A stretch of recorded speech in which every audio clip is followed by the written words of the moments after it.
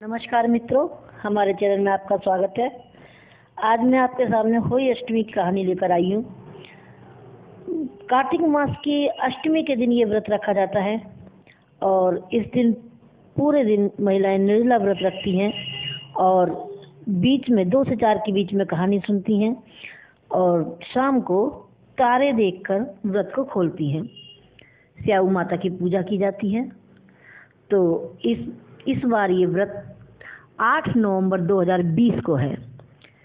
होली व्रत की कहानी इस प्रकार है कि किसी सेठ के 7 बेटे थे और 1 बेटी थी। 7 बेटों का विवाह कर दिया था सेठ ने और बेटी की भी शादी कर दी थी।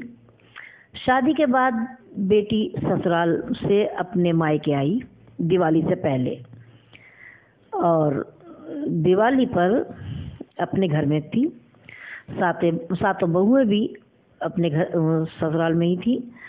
तो साहूकार की बेटी ने जब दिवाली पर घर आई तो सारी बहुएं घर को लिपाई पुताई करनी थी, तो जंगल से मिट्टी लेने के लिए चली गई।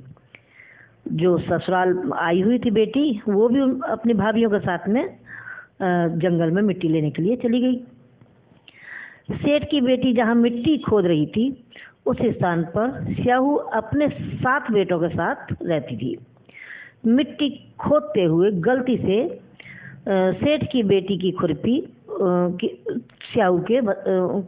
स्याहू का बच्चा मर गया।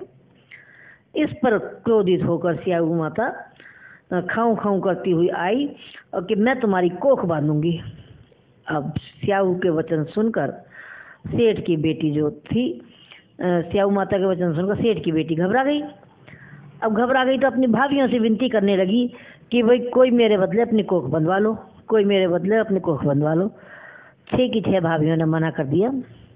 7वीं जो सबसे छोटी भाभी थी वो अपनी कोख बंधवाने के लिए ननद की जगह तैयार होगी, क्योंकि उसे लगने लगा कि कहीं मैंने भी अपनी कोख बंधवाने से मना कर दिया तो मेरी सास बहुत नाराज़ हो जाएगी और बहुत गुस्सा होगी, मुझे घर में भी न रहने देगी।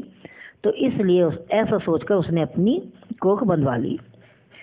अब उसके बाद जो भी उसके बच्चे होते 7 दिन के अंदर ही मर जाते।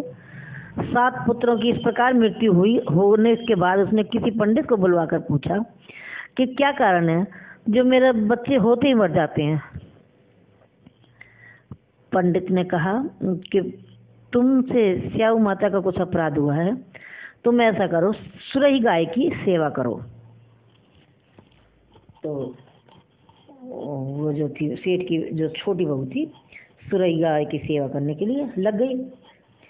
रोजाना गाय के नीचे से साफ सफाई करती, गाय को नहलाती धुलाती और रोज गोबर नीचे से उसके गोबर साफ करके और वहां से धो के झाड़ू लगा के धो देती, साफ सफाई कर देती। एक दिन गाय बोली, मेरी इतनी सेवा कौन कर रहा है। एक दिन उसने गाय जगी रही और उसने देखा 4 बजे सेठ की छोटी बहू आई और साफ सफाई करके चली गई।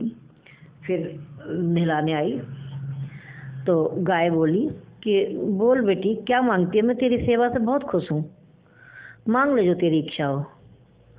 बहू ने कहा कि हे माँ, हे गौ माँ, मेरी स्याऊ माता ने मेरी कोख बांध दी है जिससे मेरे बच्चे बचते नहीं हैं, पैदा होते ही 7 दिन के अंदर ही मर जाते हैं।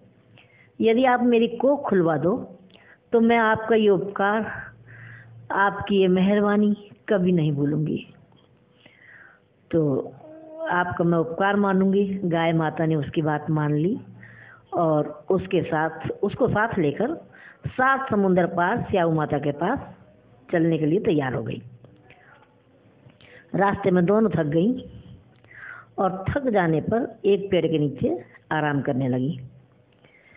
जिस पेड़ के नीचे वे आराम कर रही थी वो दोनों सासू बहू, वहाँ उस बहू की नज़र पड़ी कि एक सांप उस गरुड़ पंखनी के बच्चों को डसने जा रहा है। और तो बहू जो है देखती है तो उस सांप को मार देती है, ईंट से मार देती है। तो इतने में गरुड़ पंखनी वहाँ आ जाती है। वहाँ बिखरा हुआ खून देखकर उसे लगता है कि छोटी बहू ने ही, सेठ की छोटी बहू ने ही उसके बच्चों को मार दिया। इस पर छोटी बहू के वो चोंच मारने लग जाती है, गरुड़ पंखनी चोंच मार मार के उसके खून निकाल देती है। तब छोटी बहू कहती है कि तुम मुझे क्यों मार रही है, मैंने तो तेरे बच्चों की जान बचाई है। गरुड़ पंखनी इस पर खुश होती है और देखिए मैंने सांप को देख मार के ये दबा रखा है, तेरे बच्चों को खाने के लिए जा रहा था ये। तो गरुड़ पंखनी बहुत खुश होती है छोटी बहू की बात सुन के, और सुरई सहित, सुरई गाय के साथ ही उन्हें स्याऊ के पास, स्याऊ माता के पास पहुंचा देती है अपने पंखों पे बिठा के दोनों को। वहाँ जाकर छोटी बहू स्याऊ माता की सेवा में जुट जाती है, उनके बाल बाती है, उनकी जुएं देखती है और खूब सेवा करती है स्याऊ माता की। तो स्याऊ माता खुश हो जाती है और उसे 7 पुत्र और 7 बहू देने का आशीर्वाद देती हैं। ऐसा आशीष सुनकर छोटी बहू बोली कि 7 पुत्र और 7 पुत्र वधुओं का माता तुमने आशीर्वाद तो दे दिया, पर मेरी तो तुमने कोख बांध रखी है, मैं कैसे करूं? तो ये माता बोली कि भाई तू घर जाकर होई माता का उद्यापन करना, 7 होई बनाकर 7 कढ़ाई करना और फिर देखना। उसके बाद वो घर पहुंची, उसने देखा 7 बहुएं आई हुई बैठी हैं, 7 बेटे हैं और 1 बेटी भी वहाँ पे दिखी से आई हुई मिली हुई।